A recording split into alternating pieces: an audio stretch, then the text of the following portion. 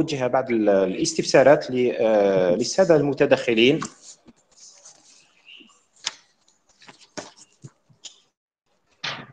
هل أنتم في الاستماع؟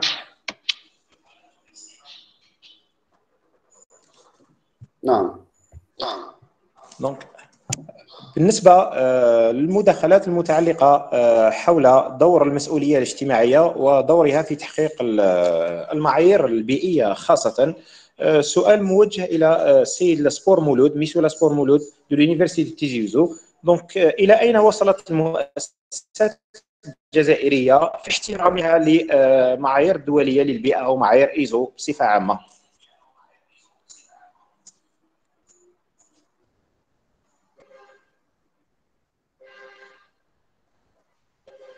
السيد لاسبور.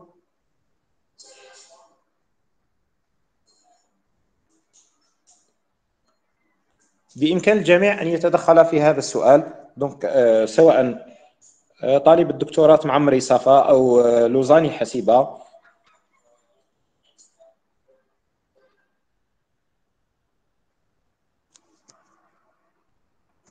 أعتقد أن هناك مشكل صوت السيد عرقوب.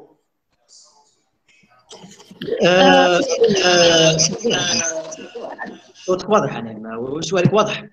لا يوجد مشكل في الصوت. السؤال مفتوح للجميع. دونك إلى أين وصلت المؤسسات الجزائرية في تطبيق ولا في احترام المعايير البيئية خاصة المعايير الدولية الإيزو؟ صراحة يعني هذا السؤال هو موجه للأستاذ اللي تحدث على مدى تطبيق المسؤولية الاجتماعية لإخضاع الجانب البيئي. إذا سمحت لي أنا، بما أنه مداخلتي كانت تشمل نقاط أخرى، أني نتحدث على جوانب أخرى التي مست يعني مدى تطبيق المسؤولية الاجتماعية المؤسسات من قبل المؤسسات الجزائرية. هل ذلك ممكن؟ تفضلي مشكورة. دونك on va prendre en considération كاين مشكل صوت أستاذ.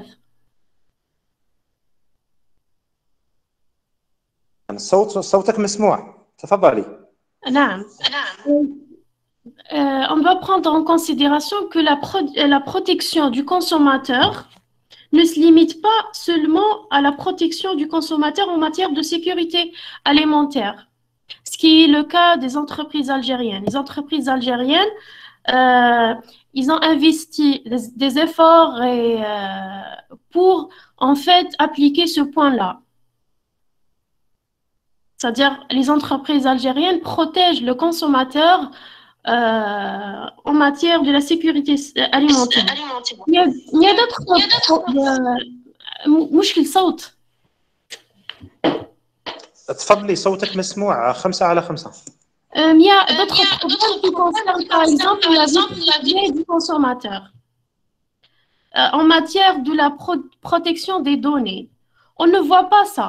Les entreprises algériennes n'informent pas les consommateurs à propos de l'utilisation des données. Et il y a un autre problème par rapport à la publicité et le marketing. Oui. Ces points-là ne reflètent pas la réalité. C'est-à-dire les publicités ne reflètent pas la réalité. Il comprend des pratiques fausses, des pratiques frauduleuses.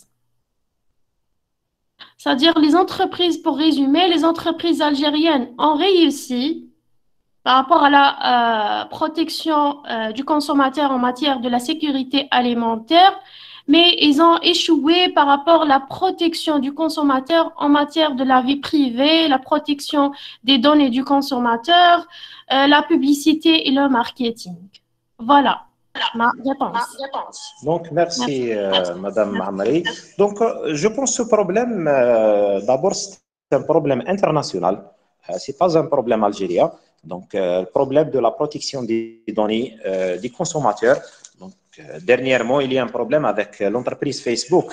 Donc, Exactement. Donc, il reste toujours Il reste toujours un problème. Comment utiliser ou comment protéger les données des consommateurs? Donc, merci beaucoup, Madame Amri. S'il y a d'autres interventions Merci à vous, ou d'autres questions, avec Monsieur Temmim, Monsieur Benchabla, Monsieur Laspour, s'il est là. سينو بدوري أتيح الكلمة إلى رئيس الندوة العلمية الوطنية الافتراضية دكتور عرقوب بوعلي فليتفضل مشكورا. شكرا سيدي رئيس الجلسة. أنا جد سعيد بالمداخلات طبعا، ومداخلة يعني ذات نوعية وذات قيمة. مداخلة طالب الدكتورة معمير وأيضا طالب الدكتورة لوزاني qui sont des interventions très intéressantes.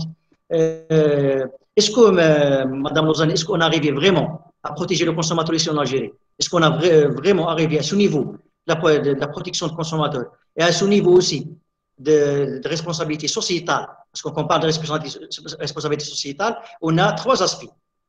Pas uniquement social, parce que l'aspect social est une partie de la responsabilité sociétale. C'est le début, c'est le premier pas.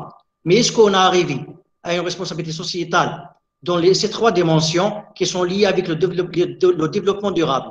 L'aspect économique, l'aspect environnemental et l'aspect social. Vraiment, si on arrive à ce niveau-là, à ce stade-là, on peut construire notre économie, une économie durable. On peut aussi arriver à une performance durable et performance dans les trois côtés, les trois volets importants pour les entreprises. Est-ce qu'on est arrivé à ce niveau-là? C'est une question à Mademoiselle Lozani, et aussi it's the same question for you, Mrs. Mamer, because you are in the same dimension or in the same axis of research. Okay, you can answer my question if you want, Mrs. Mamer or Mrs. Lozani, as you want. So, first of all, if you want an answer in English. Yeah, in English or in French, in Arabic, you like. Huh? As I have mentioned in the conference paper, vis-a-vis my study, my paper. So the small size of my study cannot really represent all the Algerian population.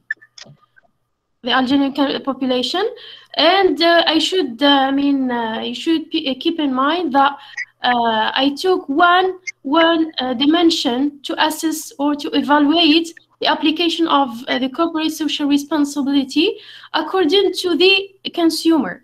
I didn't take into consideration the other stakeholders. Okay, I understand you. However, as I've mentioned it before, as I've answered before, our study, we could through our study to highlight 4 points that the Algerian enterprises do not protect consumer data, as I've mentioned it before. Products and services publicity and marketing involve deceptive and false and vague practices. Moreover, according to the respondents, the maintenance and repair in case of damage of the products are not provided. The negative impact of these products on the health, social, and environment levels is not reduced. So we can conclude that the Algerian enterprises are a little bit, if we like, far off the application of CSR. If you want, enterprises, the Algerian enterprises do not almost apply this CSR.